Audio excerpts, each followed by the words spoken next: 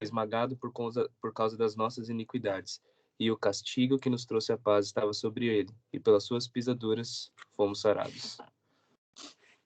Peraí que dá um bug aqui, ficou tudo preto. Aí foi. Então vamos lá, vamos primeiro entender quais foram os aspectos sociais que estavam relacionados, né, à morte de Jesus. Primeiro a gente tem que entender que, apesar de parecer isso muitas das vezes, né, Jesus ele não foi assassinado assim naquele sentido que a gente tá acostumado a ver hoje. Por exemplo, veio alguém, uma pessoa do nada e simplesmente executou ele e acabou ali. Não, foi um processo jurídico. Se foi justo ou não são outros 500, né? Mas a morte de Jesus ela foi um processo jurídico. Ele foi condenado à morte. Então foi um processo que teoricamente seria comum a qualquer pessoa que fosse condenada à crucificação daquela época. Lógico que os fatos que envolveram as acusações não foram das mais legais possíveis, né? Legais no sentido jurídico também, né? Mas foi um processo teoricamente dentro da lei da época, né? Mas o que aconteceu, né? Por que chegou a esse ponto? Bom, basicamente, as atitudes de Jesus, elas eram um pouco controversas em relação à lei, com relação à cultura, à religiosidade daquela época. Então a gente vê que Jesus ele vai curar no sábado, que Jesus ele vai deixar de pagar tributos, ele vai ter várias pequenas atitudes que vão fazendo com que as pessoas, principalmente líderes religiosos, acabem tendo um pouco de aversão a ele. É como se, trazendo para o nosso contexto hoje, lógico, né, abstrai muito com o que eu vou falar agora, mas é basicamente como se a gente tivesse seguido a nossa liturgia de culto a vida inteira. A gente está lá há anos na DU e a gente sempre toma ceia uma vez por mês, a gente sempre faz o culto no domingo, tem o culto de ensino, a gente tem a nossa EBD, e aí de repente chegasse uma outra pessoa que falasse que não, a gente não tem mais que fazer desse jeito, e começa a fazer de outra forma, e as pessoas vão comprando aquela ideia, e isso começou a causar um rebuliço, né? Então as pessoas, principalmente os líderes religiosos, que foram quem tomaram a atitude, né, o primeiro passo, a condenação de Jesus, eles sentiam aquela inveja, porque Jesus ele tinha mais autoridade para pregar, então as pessoas ouviam, ele tinha um ensinamento diferente, ele tinha uma sabedoria que eles que estudaram a vida inteira eram grandes mestres da Torá, grandes mestres da lei, não conseguiam ter, eles tinham raiva porque Jesus, ele o tempo todo que ele tinha oportunidade, né, ele atacava esses grupos. A gente vê muito pouco Jesus falando contra Roma, contra ladrões, prostitutas, mas ele sempre está constantemente confrontando fariseus, falando, olha, vocês são sepulcros caiados, vocês são mortos dentro de si, são pessoas hipócritas. Então, constantemente ele está em conflito com esses grupos. E, ao mesmo tempo, esses conflitos geravam medo nessas pessoas, porque eles pensavam, meu, esse cara vai criar uma grande rebelião. Esse cara está a ponto de derrubar tudo aquilo que a gente acredita, toda a nossa religião, sendo que, na verdade, era totalmente o contrário. E, além disso, desses aspectos de grupos sociais, tinha também um grande conflito de interesses. Então, por exemplo, a gente vê no momento do diálogo ali entre Pilatos e os acusadores de Jesus, a gente vê que Caifás traz à tona ali a relação de Pilatos com César, que era o imperador romano. Então, tem todo aquele lance de, eu tenho que manter as minhas aparências. Então, tudo isso combinou que Jesus fosse condenado. E além disso, tem a parte das pessoas em volta, né? Que foi a frustração em relação ao Messias. O que o povo de Israel esperava? Que viesse um Messias guerreiro, que fosse da linhagem de Davi, assim, mas não que Jesus não seja. A gente já estudou, né, nas aulas passadas que Jesus era de uma linhagem real, mas de uma linhagem real, assim, evidente, né? Que ele realmente fosse um rei, assim, que todo mundo soubesse. Não, aquele cara é rei. Jesus, ele veio de uma forma muito mais sutil, né? Dessa linhagem real. Eles imaginavam que fosse surgir uma pessoa desse tipo, um guerreiro que fosse puxar a espada e cortar a cabeça de todos os romanos que estivessem na frente dele e assim liberar o povo de Israel dessa escravidão, né? Só que Jesus veio com outro tipo de discurso, com outro tipo de atitude, e se nomeando Messias. Jesus veio pregando amor, pregando mansidão. No momento em que seus discípulos estão ali tentando defender ele, no momento que ele é preso, ele fala, não, a gente não vai fazer isso, guarda a espada, não é desse jeito. Então Jesus veio com outro tipo de discurso. Então o povo, quando ele percebe que Jesus não é o Messias que eles esperavam, é quando o povo se rebela contra ele, né? Então, tem todo esse aspecto social, de grupos religiosos, de grupos políticos e da sociedade como um todo, que acabou culminando na condenação injusta, claramente, né, de Jesus. Renatinho, Juvencio, tá bala aí. Achei legal que você colocou esse ponto da morte de Jesus ser um processo jurídico, porque é o que a gente deveria passar, né? Tecnicamente, tecnicamente não, Jesus morreu em nosso lugar, mas se fôssemos nós que realmente deveríamos morrer, a gente realmente passaria por um processo jurídico, né? Não diante dos homens, né, mas diante de Deus, né? Deus, ele veria os nossos pecados, veria as nossas culpas e daria a sentença, né? E com Jesus foi assim, né? Mas sem pecado algum, né? Ele foi acusado sem pecado algum, mas ele realmente passou por um processo jurídico semelhante ao que passaríamos sem, a obra dele redentora, né? Foi aquilo que a gente tinha falado no módulo de salvação, né? Quando eu falei que a justificação é um processo legal, né? Uma parte da nossa salvação, da parte da nossa mecânica da salvação é justamente algo legal, algo do ponto de vista jurídico, né? Então, tanto a morte lá física de Jesus foi algo jurídico, algo que, né, os judeus tiveram seus motivos jurídicos ali para poder condenar Jesus por, entre aspas, blasfêmia, tudo mais, todas as outras coisas que Jesus foi fazendo. Mas também no ponto de vista espiritual, né, tem esse aspecto jurídico, né? Existia um Deus justo, um Deus que é o juiz, que precisava colocar a culpa em alguém e condenar essa pessoa pelos pecados. E a nossa justificação é Deus colocando todas as nossas culpas em um culpado chamado Jesus. Então, aí que se inverteu, né? A gente que era o Barrabás, né? Nós éramos Barrabás e fomos libertos para que Jesus fosse morto em nosso lugar.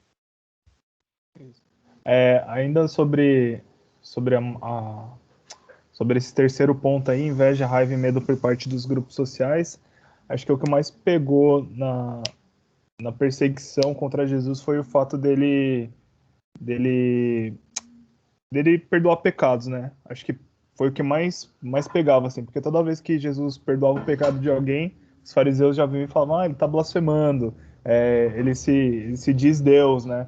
E eles não conseguiam ter esses olhos espirituais abertos para enxergar que Jesus Cristo era Deus, né? É o que nem o Clebinho já falou, né? A expectativa deles de um Messias, né? De um ungido era outra, né? Não era alguém que fosse ser alguém simples, né? Mas era alguém que fosse ser um reconquistador. E aí, quando Jesus perdoava pecados, aí eles ficavam mordidos, né?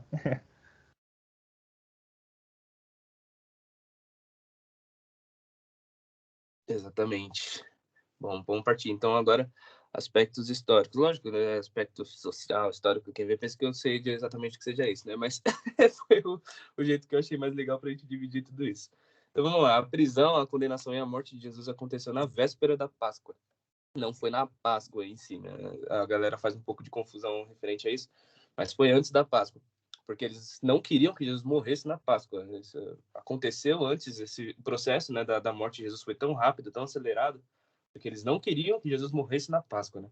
Então Jesus estava aos seus 33 anos de vida, né? A Páscoa ela era uma comemoração, né, também conhecida como festa dos pães sem fermento, né, os pães asmos. Era uma comemoração referente ao resgate de Israel lá da terra do Egito do Antigo Testamento. Então não sei se vocês lembram da história, mas tem um momento que eles precisam pegar sangue de cordeiro, passar nos batentes da porta, e quem estava com o batente da porta marcado por sangue, o anjo não matava, né? Tem toda essa história lá no Antigo Testamento, passando bem por cima aqui mesmo. Então, por conta desse acontecimento, a festa da Páscoa começou a ser uma tradição. Então, os judeus eles iam lá para Jerusalém para oferecer um cordeiro perfeito em sacrifício, né, por agradecimento a Deus. De cordeiro perfeito, a gente entende que é um cordeiro sem mancha, perfeitão, bonito. E aí eles entregavam lá em sacrifício na Páscoa. Então, Jesus, o que ele acabou sendo? Se tornando o cordeiro pascual para sempre, né? Porque Jesus se tornou esse cordeiro, né, esse cordeiro perfeito. Então ali, fazendo uma ligação no Antigo Testamento, as pessoas passavam o sangue do cordeiro na porta e aí elas estavam protegidas. Da mesma forma, o sangue de Jesus é passado em nós, né? Nós somos lavados e remidos pelo sangue de Jesus e a partir disso nós estamos livres da escravidão do pecado. Nós temos direito ao perdão, direito à vida eterna através do Cordeiro Pascual, tá? Então Jesus morreu ali na Páscoa justamente para ter essa ligação, essa simbologia, né, de que ele estava se tornando o Cordeiro Pascual. Pode passar, Júlio. Então aqui eu fiz uma linha muito... Pode passar mais, que tem mais um pedacinho para baixo. Aí. Um pouquinho antes. Aí a gente tem agora uma linha do tempo bem chucra mesmo que eu fiz aqui, só para a gente entender como que foi todo o processo. Aí a gente vai entender agora como que foi esse processo jurídico, né? Então Jesus ele foi preso no Getsemane, né? Depois da ceia, ele estava lá em oração. Judas vem com alguns soldados, identifica Jesus com um beijo, né? Então Jesus é preso, isso na madrugada de quinta para sexta-feira, tá? Então antes da Páscoa. Aí o primeiro ponto é que Jesus é levado ao Sinédrio, onde ele é interrogado. Nesse momento interrogado por líderes religiosos, tá? Então eles vão lá, acusam, é nesse momento que Pedro nega Jesus, todo aquele esquema. Se a gente for acompanhar aqui no livro de João, a gente vai estar agora no início do capítulo 18, tá? Isso, no início do capítulo 18. Então aí Pedro nega Jesus, a gente está no versículo 13. O sumo sacerdote vem, interroga Jesus, e eles levam Jesus para Pilatos. É o primeiro contato que Jesus tem com Pilatos. Então ele vai lá, interroga Jesus, e aí ele, em algum momento da conversa ele pergunta para Jesus se ele é galileu. E Jesus responde sim, que ele é galileu. Então Pilatos vai e manda Jesus para Herodes, que ele era o responsável pela jurisdição lá, enfim, da região que Jesus era. Ele estava sob a responsabilidade de Herodes. Então Pilatos não fala, não, beleza, vai lá para Herodes, Herodes vai te condenar. Por que estava acontecendo isso? Pilatos não queria ter que condenar a Jesus. Lembra que a gente falou lá da questão de interesse, de querer evitar problema? Tudo isso estava muito eminente, que ia acontecer um problema. Tá? Muitas pessoas estavam seguindo a Jesus, uma rebelião, muitas pessoas se envolvendo, pessoas importantes se envolvendo. Então Pilatos estava querendo literalmente tirar o dele da reta, era essa a situação. Então ele manda para Herodes. Herodes vai lá, fica feliz porque ele estava esperando, né, encontrar Jesus, ele já tinha ouvido falar de quem era Jesus. Faz uma série lá de interrogatórios, Jesus não dá muitas informações, né? A Herodes, ele não, na verdade, até quando ele está sendo interrogado por Pilatos, ele não responde, né, da forma que Pilatos espera, ele, ao contrário, ele dá umas respostas bem assim, confrontadoras, né? Pilatos, a gente vê Jesus ali apesar de estar nessa situação de humilhação, apesar de estar nessa situação de condenação, de vulnerabilidade, né? A gente vê um Jesus que já está se colocando como Deus, né? A gente vai ver Jesus responder Pilatos assim: você não tem poder nenhum sobre mim que não seja dado por Deus, né? Então ele fala assim: você acha que se eu não quisesse os meus anjos não vinham aqui, me protegiam, né? Enfim, a gente vê Jesus já se colocando, né, na posição de Deus. Então Herodes fala que não vai condenar também e devolve Jesus a Pilatos. Então Pilatos fica sem saída, manda açoitar Jesus e diz: façam o que vocês quiserem, já que vocês querem crucificar Jesus, que ele seja crucificado. Então Jesus é açoitado, faz o caminho até o Gólgota, é crucificado e morre na sexta-feira por volta ele é crucificado às 9 e ele morre por volta das 3 horas da tarde, tá? Então, todo nesse processo tem a troca com Barrabás, né? Mais uma vez, Pilatos tenta ainda não condenar Jesus. Não que ele seja bonzinho, né? Nossa, Pilatos era um herói nessa situação. Não, Pilatos estava simplesmente tentando se livrar de um problema. Então, ele dá as duas opções para a multidão, mas a multidão ainda assim quer ver Jesus crucificado. Ele liberta Barrabás ali nesses processos, né? Tem muitos detalhes, como eu falei, essa aula ficaria muito grande se a gente fosse detalhar tudo o que aconteceu. Mas aí tá um resumo bem enxuto de todo esse processo, né? Dessa linha do tempo. Juves, Renatinho. Só repassando aqui as personagens, tá? A gente tem aí no julgamento de Jesus aí esses três personagens, né? Quatro, né? Anás e Caifás, que eram somos sacerdotes, né? Então ali tem essa parte do Sinédrio e desse julgamento de Jesus Cristo no sentido mais religioso mesmo. A gente tem Herodes. Herodes era o governante da Judéia, certo?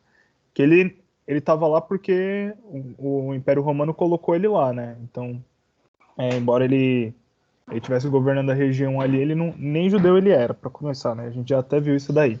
E aí a gente tem Pilatos, que já é um responsável romano ali, legal, por aquela região. E aí o Renato, por favor, me confirma aí, que você que manja mais. Só que eles queriam matar Jesus e quem poderia dar essa ordem de sentença é o Império Romano, né? Eles, como judeus, não poderiam dar essa sentença de morte para Jesus, é isso, né? Isso. para seguir a lei, eles têm que pedir autorização do Império Romano para poder acusar alguém de morte, né? Apesar de na lei mosaica eles terem essa liberdade de acusar alguém de morte, ali sob o domínio do Império Romano eles não podiam fazer isso livremente, assim, né? Chegar e começar a matar quem quisesse, assim. Beleza.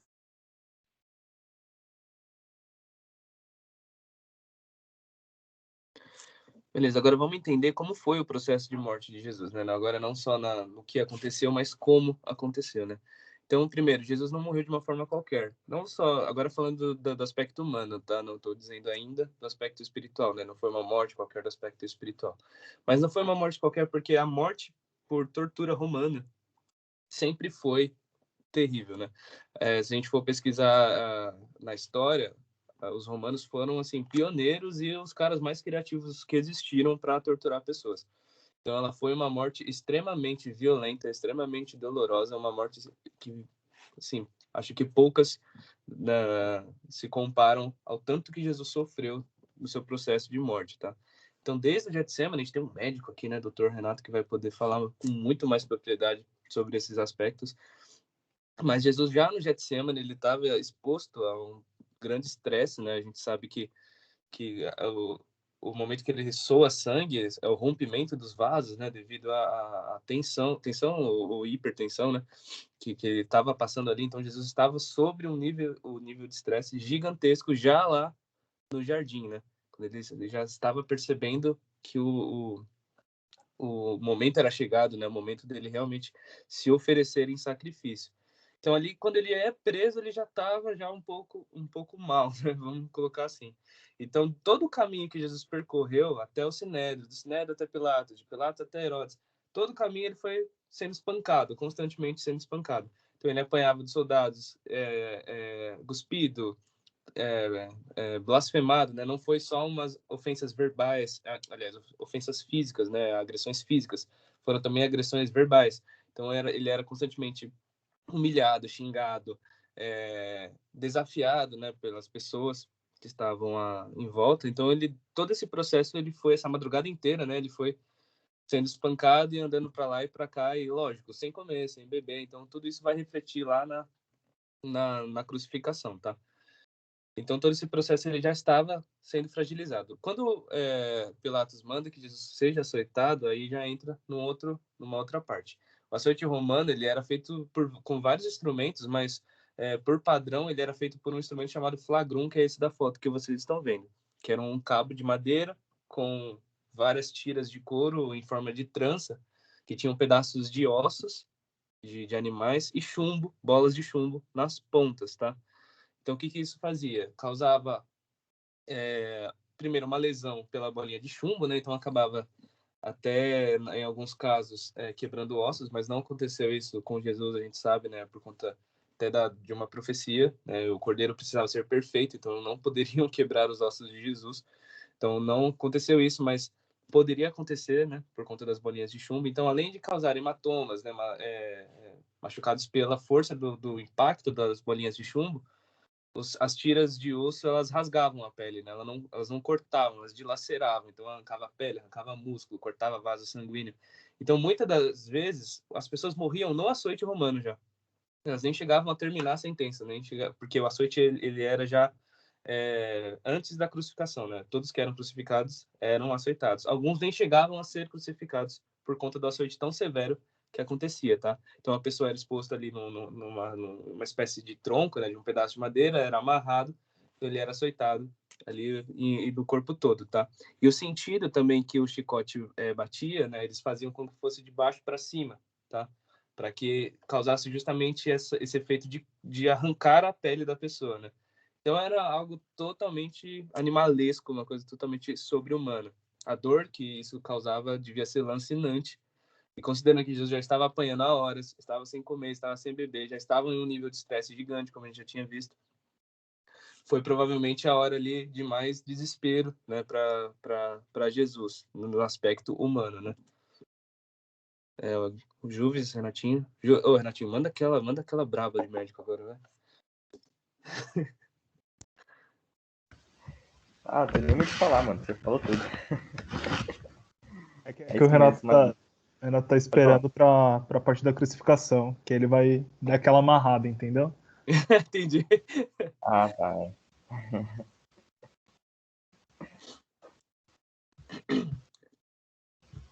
Bom, aí passando, a gente sabe que Jesus recebe uma coroa de espinhos, tá?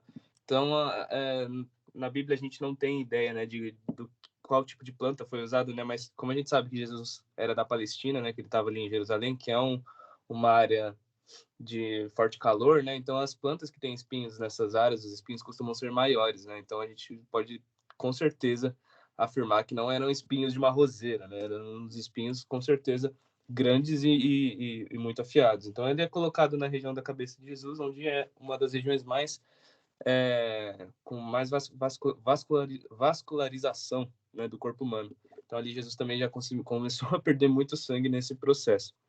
E após isso, né, tem Jesus vai para sua crucificação e ele é obrigado a carregar sua própria cruz. Não se tem certeza, né, se Jesus carregou a cruz inteira. Geralmente, a parte vertical da cruz, né, a parte que fica no chão, ela já ficava no lugar da crucificação e o condenado carregava só a parte horizontal da cruz, né, que é aquela parte que ficavam os braços. Então, muito provavelmente, Jesus carregou só esse pedaço, não a cruz inteira, como a gente vê nos filmes e tudo mais. Claro que nos filmes a gente pode tomar uma base, né? A gente viu aqui que muitas coisas do que a gente falou aqui, que são aspectos históricos realmente, né? Que são coisas comprovadas da época, aparecem em filmes. Não vou citar o nome do filme, mas todo mundo sabe que filme que eu tô falando. E aparece lá no filme, mas não quer dizer, a gente não pode tirar a base tirar por base o filme, né? Então, Jesus carregou provavelmente a parte só horizontal da cruz, tá? Andou mais ou menos cerca de 1 quilômetro, que era o caminho da onde ele foi açoitado, da onde ele foi condenado até o Gólgota, tá? Mais ou menos, arredondei um pouco para cima, não chega a ser 1 quilômetro, mas é mais ou menos isso. Então Jesus chega no Gólgota e é crucificado às 9 horas da manhã. Então ele foi crucificado com pregos que mediam cerca de 13 a 18 centímetros, então também não era o prego de madeira que a gente está acostumado a ver, era realmente um prego enorme, que era ele precisava ser grande porque ele precisava atravessar o corpo da pessoa e atravessar a madeira da cruz, né? Ele tinha que varar o outro lado da madeira para assim poder prender, né, a pessoa na cruz realmente, não ficar com o braço solto. E também nos filmes a gente está acostumado a ver que o prego era na palma da mão, mas provavelmente, de acordo com os rituais, né, que históricos que se tem dos rituais de crucificação, provavelmente era no pulso, tá? Entre a mão e o começo do braço aqui nessas linhas que a gente tem, né?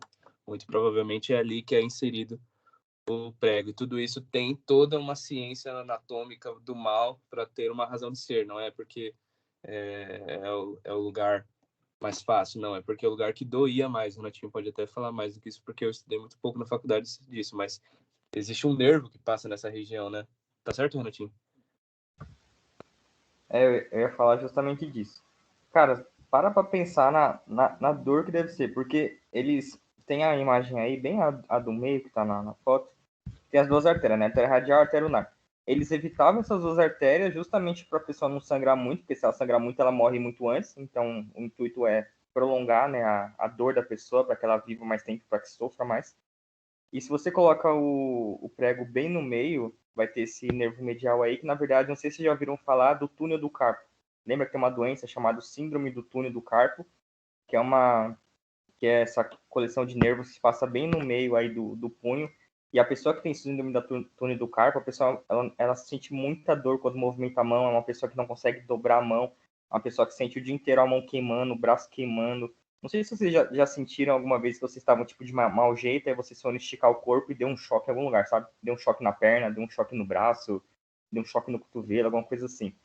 E pensa Jesus, a cada movimento que ele fazia com a mão, nesse 1 quilômetro que ele andou, ele sentia essa dor lancinante do túnel do carpo, ele sentia esses choques no braço, esses choques na mão, ele sentia toda essa ardência e tudo mais. Então, cara, depois vocês pesquisem síndrome do túnel do carpo, que foi provavelmente algo que Jesus teve naquele momento. Então, é uma dor infernal, mas que não te mata. Você passa o tempo inteiro com aquela dor, sem que aquilo faça você morrer. Então, essa era a crueldade do Império Romano, né? Fazer com que a vida da pessoa fosse prolongada, porém, sobre intensa dor, né? Então, Jesus passou, inclusive, por essa questão aí do prego, que está num lugar bem estratégico, bem cruel mesmo, do Império Romano. Juves? Ah, cara, eu sou de exatas. Eu vou passar essa daí. Beleza. Aí Jesus morre provavelmente por cerca de parada, aliás, morre provavelmente por parada cardiorrespiratória às 3 horas da sexta-feira. Então vamos entender aqui mais ou menos o que aconteceu. O Renatinho depois vai dar um complemento também. Esse era o provável jeito que a pessoa era crucificada, tá? Não quer dizer que foi desse jeito, mas muito provavelmente foi nessa posição, né? Não com os pés, igual a gente está acostumado a ver em filme também, mas colocadinho de lado assim e com um apoio na região traseira, né? Então aqui a gente vê nessa primeira foto, a de cima, que a pessoa que está crucificada, ela está em situação de repouso, vamos dizer assim. Na segunda foto, ela está tentando respirar. Então, constantemente, Jesus precisava fazer esse movimento. Então, hora ele precisava colocar o peso no pé para subir, né, na imagem de baixo. Então, ele colocava peso no pé para conseguir respirar. E hora ele tinha que soltar. Então, se ele fizesse força no pé, ele sentia aquela dor que o Renatinho falou no pé. Se ele soltasse, ele sentia na mão. Então, não havia posição confortável na cruz. Em todo o tempo, a pessoa estava sentindo dor em algum nervo, ou do pé ou da mão, tá? Então, esse processo ele era muito demorado. Então, a pessoa ficava horas, às vezes dias, pregada na cruz, até que ela morria de asfixia, né? Parada cardiorrespiratória. Porque a pessoa não conseguia mais fazer esse movimento. Chegava uma hora que ela não conseguia mais ter força para erguer o corpo e conseguir puxar o ar. Então, a pessoa morria asfixiada. A cruz não matava, geralmente, por hemorragia, nem por nada além disso. Era parada cardiorrespiratória. Então, imagina você nessa situação, debaixo do sol quente da Palestina, sem água, sem, sem alimento, né? Exposto. E mais um detalhe também, muito provavelmente Jesus foi crucificado nu, né? Essa tanguinha aí que as pessoas colocam no crucificado é para deixar a situação menos pior, mas com certeza Jesus foi pregado completamente nu. Então era uma situação de humilhação assim bizarra, sobre-humana realmente, tá? E Jesus não foi crucificado num monte isolado, lá em cima da cidade, não. Jesus foi pregado em um lugar de extremo movimento, porque a crucificação ela era usada para amedrontar a população. O Império Romano usava como exemplo, tipo assim, ó, essas pessoas tentaram se rebelar contra a gente. A maioria das pessoas que eram crucificadas eram criminosos políticos, né? Então, o Império Romano colocava tipo assim, ó, essas pessoas aqui tentaram se rebelar contra a gente. E olha o que aconteceu, o fim delas foi esse. Então a pessoa morria, às vezes ficava o corpo morto lá na cruz muito tempo, apodrecia na cruz, para servir de exemplo. Depois eles tiravam e jogavam numa vala comum lá, exposto, e a pessoa não tinha direito a um sepultamento, né, depois de crucificado. Então aqui provavelmente esse foi o método que Jesus foi crucificado, apesar de que apesar de ser crucificação, não necessariamente a pessoa era pregada em formato de cruz, né? Existem relatos históricos durante a perseguição de Nero, por exemplo, que ele crucificou tanta gente que não tinha mão de obra suficiente para construir cruz. Então as pessoas começaram a ser crucificadas em árvores, em pedaços de madeira, qualquer coisa que desse para pregar uma pessoa eles pregavam. Então assim, era muito subjetivo, né? Eles crucificavam no que desse para fazer. Mas considerando é, os padrões, né? Provavelmente foi assim que Jesus foi crucificado. Renatinho, manda a informação nerd aí. E o pior dessa morte de cruz é que era uma morte por asfixia mesmo, né? Aí na imagem tem todos os músculos existentes do tórax, tanto na inalação quanto na expiração. E o grande problema é que o músculo cansa. Não sei se vocês já foram na academia e foram, sei lá, treinar bíceps ou treinar perna. Você sai da academia sem andar direito, você sai da academia sem conseguir abrir a porta do carro, porque você está com o músculo totalmente fadigado e cansado. E o músculo da respiração também cansa. Uma hora o músculo cansa. Por que a gente entuba as pessoas? Justamente para que elas não se cansem nessa respiração forçada que elas têm que fazer, porque o músculo entra em fadiga. Então, essa questão da morte de Cristo e da morte da crucificação das pessoas era justamente uma falha respiratória. A pessoa não consegue mais puxar o ar nem soltar o ar. O músculo simplesmente trava. Aí, então, a pessoa, né, não consegue oxigenar, enfim. Aí tem toda uma outra questão respiratória e metabólica por trás. Aí a pessoa acaba asfixiando e abaixo do oxigênio, parada respiratória. Então, o mais complicado assim da morte de cruz é que era justamente isso, é uma morte por asfixia. A pessoa não consegue mais respirar. Esse é o principal problema. Meu Deus. Juves, alguma coisa? Não, eu tô chocado, mano. Eu tô realmente, tipo, é, cara, é muito pesado, mano. É muito pesado essa parte aí da morte de Jesus Cristo. E aí, tipo, a gente falando aqui, meu. E aí, querendo ou não, a gente faz, né, essa introspecção para saber, será que a vida que eu tô vivendo condiz com o peso da morte que Jesus carregou? Porque, tipo, a gente tá falando só do aspecto científico, mas ainda tem a parte espiritual, né? Jesus estava carregando os nossos pecados.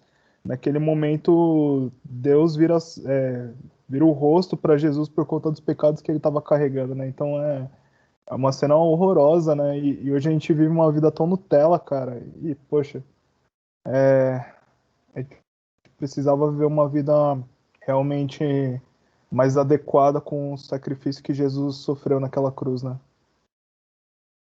Sim, eu trouxe esses aspectos, né, da morte, justamente para a gente ter essa reflexão do que a gente sabe que foi crucificado, mas quando a gente vê minuciosamente o que aconteceu, a gente percebe que o sacrifício de Jesus foi muito, muito, muito grande, tá? Pode passar, Juves. Aí trazendo para esse aspecto, justamente que o Juves falou, né? O aspecto agora espiritual de tudo que estava acontecendo.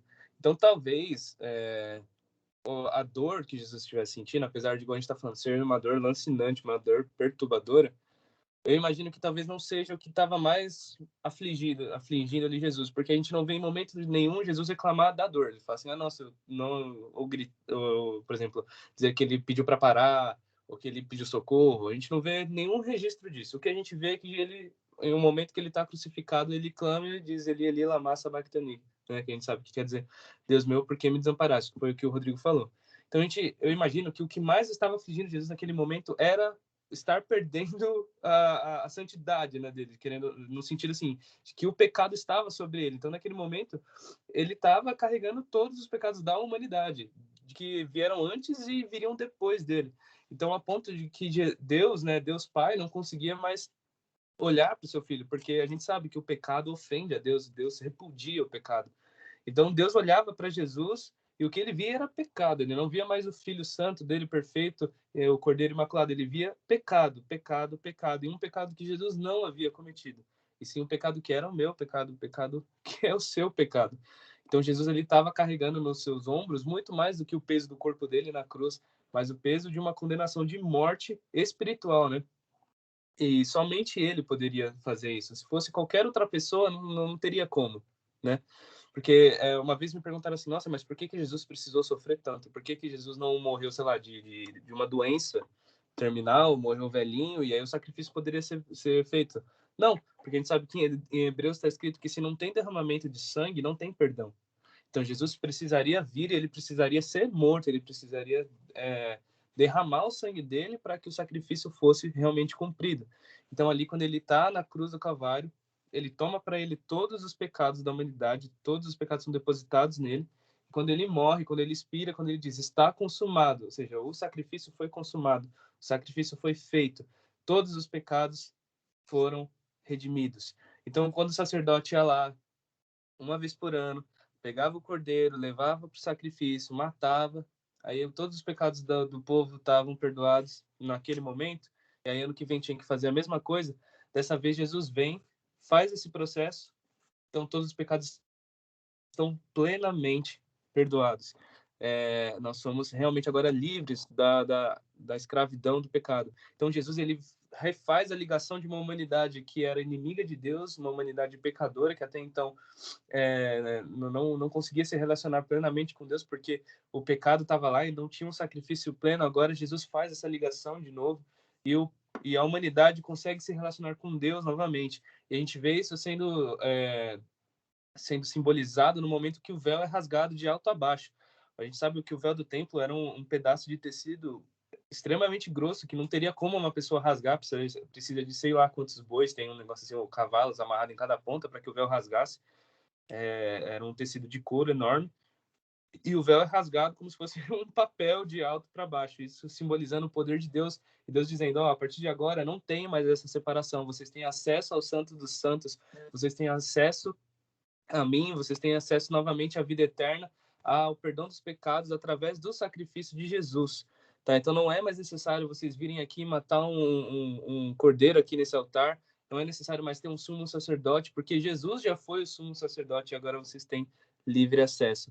Então a lei que até então ali regia a aliança foi cumprida em Cristo. Então por isso que a gente não precisa mais se preocupar em guardar sábado, em todas essas coisas que regiam o Antigo Testamento, porque Jesus cumpriu toda a lei e agora nós somos livres da escravidão do pecado. Renatinho, Jus.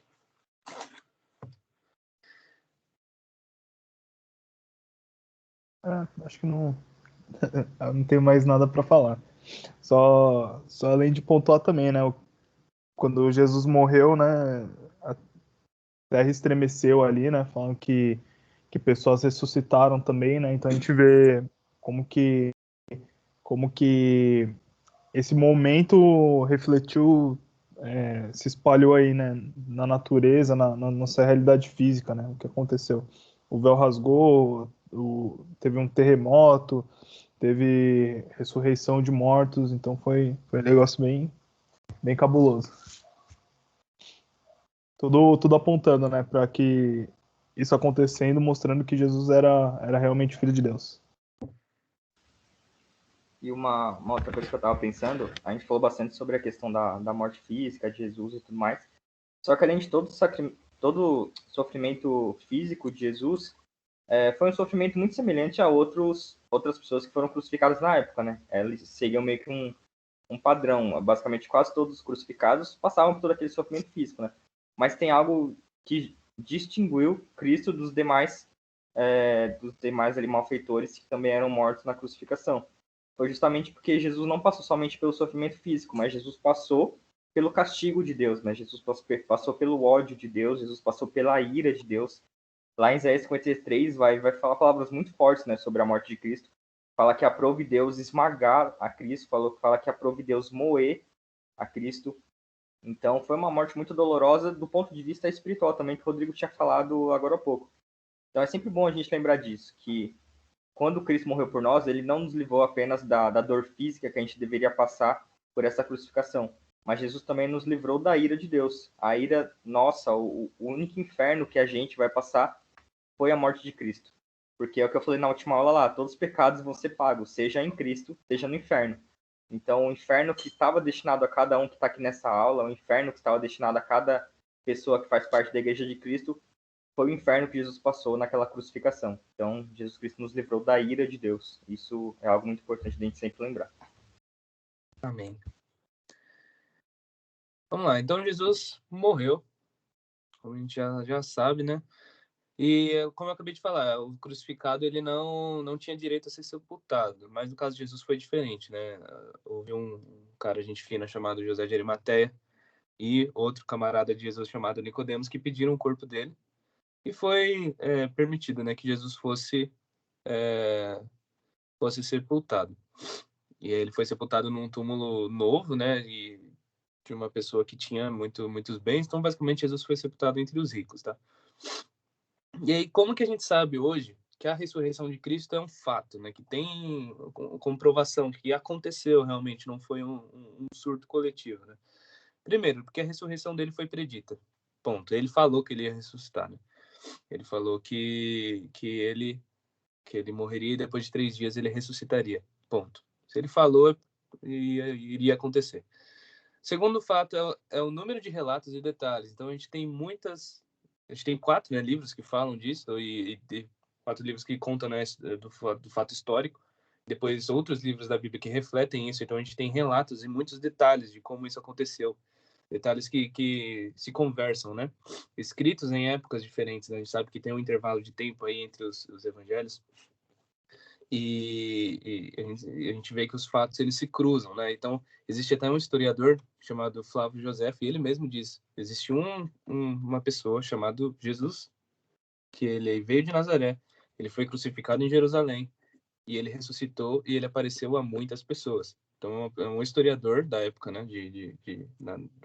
Dos primeiros séculos que ele afirma: houve uma pessoa chamada Jesus Cristo que ela foi crucificada e ela ressuscitou.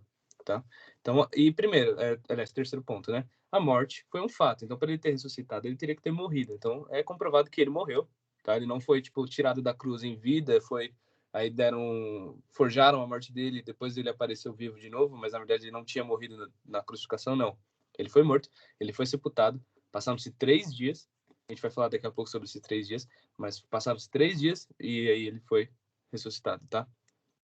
Quarto ponto, o túmulo estava vazio. O túmulo de Jesus foi guardado. Por quê? Como ele havia dito que ele ressuscitaria, os fariseus sabiam disso. Os romanos sabiam disso, né? Todo mundo sabia disso. E se acontecesse, né, dele aparecer ressuscitado, ia ser um grande rebuliço.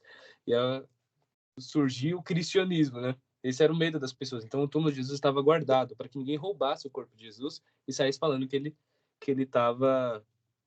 tinha ressuscitado.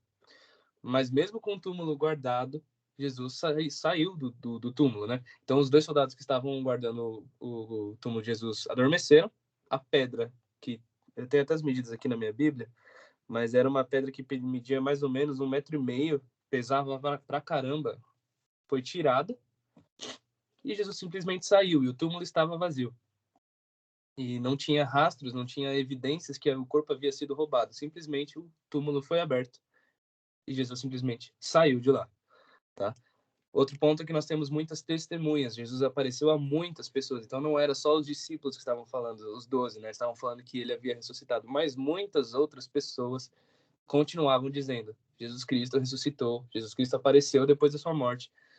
E a gente consegue ver isso também refletindo depois nos mártires da igreja. Claro que a gente... você fala, não, Clebinho, mas tem gente que se mata também pelos deuses lá do Oriente de hoje. Não, beleza. Mas a gente está falando aqui antes, né, que a igreja, né, primitiva, em diversos momentos ela foi confrontada, falando assim, ó, nega o seu Deus, nega que Jesus Cristo ressuscitou, nega essa fé que você acredita. E as pessoas enfrentaram a morte, torturas absurdas também, sem negar.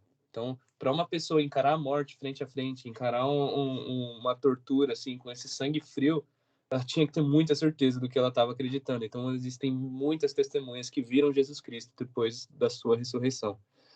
E o último ponto é a permanência da crença. Passaram-se 2.000 anos, quase, né? Quase 2.000 anos após a morte e a ressurreição de Jesus Cristo, e isso ainda perdura, isso ainda queima nos corações, isso ainda abraça mais pessoas para o cristianismo. Muitas pessoas ainda se rendem aos pés de Jesus, porque isso foi um fato, não é uma invenção, não é uma coisa que foi criada. Jesus Cristo ressuscitou dentre os mortos, ele é o primogênito dos mortos. Então ele passou pela morte, mas ressurgiu depois do 3º dia. Pode passar, Júlio. Então vamos lá, ao 3º dia, vamos entender primeiro isso aí. Se você for fazer as contas, Jesus morreu na sexta, 3 horas da tarde. Depois, se a gente contar um dia depois, seria sábado, 3 horas da tarde. E depois, se a gente contar mais um dia, aliás, de sexta, 3 horas para sábado, 3 horas seria um dia. De sábado, 3 horas para domingo, 3 horas seriam 2 dias. Mas a gente sabe que Jesus ressuscitou no domingo de manhã, né? Então, assim, não faz sentido, são 2 dias, né? Nem chegou a dar 2 dias quase. Então, o que acontece? Essa contagem de 3 dias, ela é a contagem judaica, né? Da época. Então, mesmo que o fato tivesse acontecido durante o dia, tipo, no final do dia, considerava um dia. Então, se Jesus morreu na sexta, 3 horas da tarde, um dia. Passou o sábado, 2 dias. Se Jesus ressuscitou no domingo de manhã, se é domingo, já é o 3º dia, independente da hora que seja, tá? Então essa era a contagem de dia deles. Por exemplo, se eu trabalhei 3 dias. Se a gente entender isso, nossa, eu trabalhei 3 dias seguidos. Você entende o quê? Nossa, o cara trabalhou 3 dias, 3 vezes 24 horas, né? 72 horas o cara trabalhou. Não, se fosse na contagem judaica, eu poderia ter trabalhado 2 horas por dia. 2 horas durante 3 dias. Tá, mas eles diriam, eu trabalhei 3 dias. Entendeu a referência? Então, a contagem de dia deles é diferente, tá? E por que ao 3º dia? Por que Jesus demorou 3 dias para ressuscitar? Por que ele demorou 4 dias para ressuscitar Lázaro, né? Por que esse intervalo de tempo? Existia uma crença na época judaica que, tipo, se a pessoa morresse, ela tinha 3 dias para que o espírito dela voltasse para o corpo. Então, eles acreditavam que se passasse um determinado... os primeiros momentos, né, ali da morte, a pessoa podia voltar à vida, tá? Então, Jesus, ele espera esse intervalo passar, né? Não que ele estava esperando isso, né? Mas Jesus, ele deixa esse intervalo justamente para não ter uma justificativa da crença. Tipo assim, nossa, aquela crença é real, o espírito dele voltou para o corpo. Não, Jesus, ele espera um tempo, né, esses 3 dias da contagem judaica, né, esses 3 dias para voltar à vida, né, para ressuscitar, para que essa crença não fosse validada em cima disso, entendeu? Então, esse tempo, ele tem um porquê. Esses dias existem uma justificativa para eles, tá? Para dar uma quebra nessa cultura, né? Nessa crença judaica. Então, Jesus ressuscita na manhã de domingo. E a primeira pessoa a quem ele se revela aliás, a primeira pessoa que fica sabendo, né, que ele ressuscitou é a Maria Madalena, quando ela vai ali no túmulo de Jesus no domingo pela manhã e já encontra o túmulo aberto e um anjo, né, em cima da pedra. Juves, Renato? Eu vou fazer uma pergunta pro Renato. Eu sou desse, eu não falo, só faço pergunta. Ô Renato, fala um pouquinho daquele lance, se der para falar de forma rápida, né? O que Jesus estava fazendo enquanto morto? Porque tem aquilo que falam que ele foi roubar as chaves lá no inferno e tal. Cara, eu tava pensando justamente nisso, acredita? Boa, então. Enquanto o Claudinho falava, eu tava pensando, nossa, mas o que a galera deve estar pensando, né? O que Jesus fez nesses 3 dias, né? O que Jesus estava fazendo? Onde ele estava? O que ele foi fazer? Enfim, qual foi o passatempo de Cristo nesses 3 dias aí de intervalo, né? Mas enfim, né? Tem um grande debate, né, na teologia do que aconteceu nesses 3 dias, né? Algumas pessoas vão falar que Jesus foi pro inferno, né? Pregar espíritos em prisão. Inclusive no meio pentecostal, né? Há muito a crença de que Jesus, depois que ele morreu, ele foi no inferno pregar espíritos de prisão, como está lá em 1 Pedro. Agora, o que foi esse pregar espíritos de prisão, ninguém sabe muito bem. Alguns falam que Jesus foi pregar que, de fato, ele era o Messias. Tá vendo? Eu sou o Cristo mesmo. Jesus foi até o inferno lá pregar. Outros falam que Jesus foi até o inferno pegar a chave da morte. Enfim, tem muitas polêmicas do que aconteceu nessa época. Nesses dias. E tem uma outra ideia de que Jesus nunca foi para o inferno. Isso é um mito gospel, né? Jesus morreu e foi para o céu, assim como ele prometeu ao ladrão na cruz, né? Em verdade te digo que ainda hoje estarás comigo no paraíso. Então Jesus morreu, foi para o céu, ponto final. Aí também alguns falam que Jesus foi para o inferno pegar os mortos do Antigo Testamento. Não sei se vocês já ouviram essa teoria, né? Jesus foi para o seio de Abraão, pegou o seio de Abraão e levou até o céu. Então Jesus teve que descer até o inferno para pegar essas pessoas. Enfim, o que aconteceu nesses 3 dias é algo muito polêmico que ao longo dos milhares de anos de história da igreja e de teologia cristã, há muito debate em cima disso, né? Algum dia a gente pode até fazer, algum dia dessa aula que o Rodrigo falou de mito gospel, que eu achei uma ótima ideia, a gente podia fazer uns mito gospel e falar um pouquinho sobre esse assunto, né? Sobre essas posições, o que Jesus foi fazer depois que ele morreu, né? Se de fato ele foi para o inferno, se ele foi para o inferno, o que ele foi fazer lá? Mas será que esses versículos que possivelmente falam que Jesus foi para o inferno, será que é isso mesmo que o texto está dizendo? Ou tem outras interpretações? Enfim, a gente pode falar disso algum dia, né? O que Jesus foi fazer nesses 3 dias aí entre morte e ressurreição. Boa. Uma outra coisa que eu tava pensando, eu achei muito legal a descrição do Clebinho sobre o peso da pedra, né? Pesada pra caramba. Achei bem didática, bem precisa o peso da pedra. Pedra que pesava pra caramba. Sim, justamente para justificar, assim, que não teria como terem roubado sem ninguém ver, né? Não era uma pedrinha que daria para tirar de forma rápida e silenciosa, né? Então, eu dei uma fotinha bonita aqui da Bíblia de Estudo, depois eu mando para vocês, que é mais ou menos como era o lance, né? As medidas e tudo mais de um sepulcro da época. Beleza, então o significado da ressurreição de Cristo. Basicamente, se Jesus não tivesse ressuscitado, nada disso que a gente prega hoje faria sentido. Ele seria só mais um mártir, seria só mais uma pessoa que fez algo legal, que fez uns milagres, morreu e acabou. Era um ser humano qualquer, né? Mas não. Jesus ressuscitou e é por isso que hoje existe o cristianismo, é por isso que hoje a gente pode acreditar e ter esperança que a gente tem, acreditar em tudo que nós acreditamos e pregar tudo que nós pregamos. Porque ele ressuscitou, certo? Ele venceu a morte, né? Então, a partir do momento da ressurreição de Cristo, foi confirmado o reino de Deus, foi estabelecido, né? O reino de Deus. Jesus teve vitória sobre a morte, que até então era o maior problema, né, para o ser humano. Não que ainda não seja, né? Mas eu quero dizer, por exemplo, que a morte espiritual, né, era o maior problema. E Jesus, não, ele venceu a morte, ele passou, né? Por isso, depois ele ainda vai falar, tipo, ainda vai, como posso dizer, uma palavra melhor. Mas basicamente ele vai se gabar disso, ele vai dizendo, morte, cadê a sua vitória? Onde está o seu agrilhão? Entendeu? Então Jesus vence a morte e essa ressurreição nos dá esperança, porque nós também ressurgiremos. Então nós vamos passar pela morte, né? Ou talvez não, dependendo de quando ele volte, né? Mas basicamente o que a gente pode contar é que a gente vai morrer. Então nós vamos morrer, mas nós morreremos da nossa morte física. A nossa morte espiritual não acontecerá porque nós estaremos na glória. Isso porque Jesus morreu e principalmente também porque ele ressuscitou. E esse foi o maior acontecimento de toda a história da humanidade. Porque o cristianismo só existe porque Jesus ressuscitou. Pode passar, Jonas.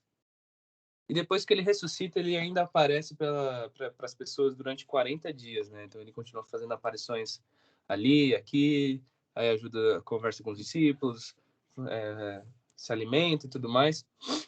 Mas aí ele já estava já de partida, vamos dizer assim, né? Porque após a sua ressurreição, a missão dele estava completa. O plano de redenção já estava quase terminado. Então, ele foi lá, já tinha feito toda a expiação, já tinha perdoado todos os pecados, já tinha feito a sua função de sumo sacerdote, a sua função de cordeiro de Deus, e agora só falta a sua fase final do plano de redenção, que qual é? O retorno. A parte que ele vai buscar a sua igreja, e ele prometeu isso lá em Atos, né? Aliás, os anjos, né, prometem, né?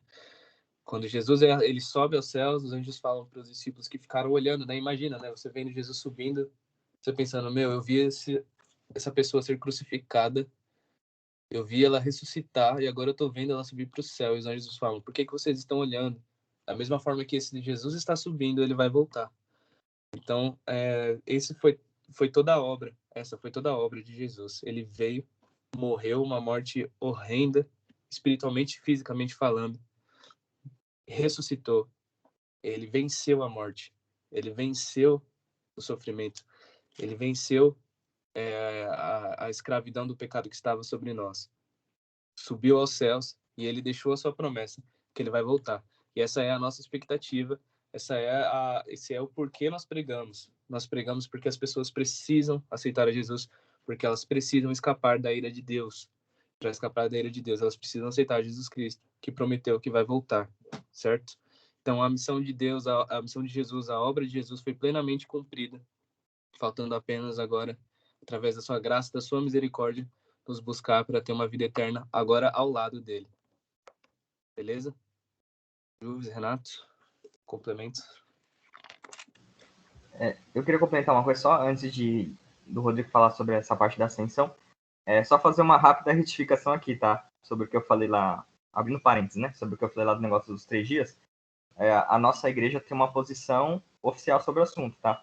Então, os nossos pastores, eles creem que quando Jesus morreu, Jesus desceu sim às regiões do mundo dos mortos, Jesus teria pregado espíritos de prisão, e Jesus teria pego os salvos do Antigo Testamento lá no seio de Abraão e transportado esse seio de Abraão para cima, para o céu, para o paraíso. Então, só para a gente lembrar, essa é a posição da ADU. Então, se algum dia alguém perguntar para vocês, ou se vocês forem dar alguma aula, que eu sei que aqui tem o professor Deveria também, se vocês forem dar alguma aula, a posição da ADU é essa, que Jesus, quando morreu, desceu, pregou espíritos em prisão no inferno, pegou os salvos do Antigo Testamento, que era o seio de Abraão, e levou para o céu. Essa é a posição da nossa igreja. É uma posição que tem seus poréns, tem suas contradições? Tem. Mas aí algum dia a gente pode falar sobre as outras visões sobre o assunto. Mas lembre-se disso, a nossa igreja tem uma posição oficial e essa é a posição. Então, se alguém perguntar para vocês, é isso aí, beleza? Pode continuar aí, desculpa pela adenda. Você mandou a bola para mim, mas eu não tenho, não tenho mais nada a declarar. Acho que é isso. Só reforçando aqui o que o Clebinho falou, né, desses 40 dias, lá em Atos 1, 3 fala sobre isso, né? Durante os 40 dias após seu sofrimento e morte, Jesus apareceu aos apóstolos diversas vezes. Ele lhes apresentou muitas provas claras de que estava vivo e lhes falou do reino de Deus. Então, eu acredito pelo que dá para interpretar dessa passagem que nesses 40 dias Jesus ele não ficou à toa, né? ele deu um intensivão ali com os discípulos antes da sua partida, porque a partir daquele momento, né, depois ele fala, né, João batizou com água, mas dentro de poucos dias vocês serão batizados com o Espírito Santo. E aí, tecnicamente, seria inaugurado a igreja com I maiúsculo, né, o corpo de Cristo aqui na Terra. Então, Jesus passou esses 40 dias aí ensinando, trazendo provas de que ele estava realmente ressurreto e preparando os discípulos ali para começar a obra da igreja aqui na Terra. Amém. Glória a Deus por tudo que Jesus fez por nós, né? E continua fazendo, né? Encerramos por hoje.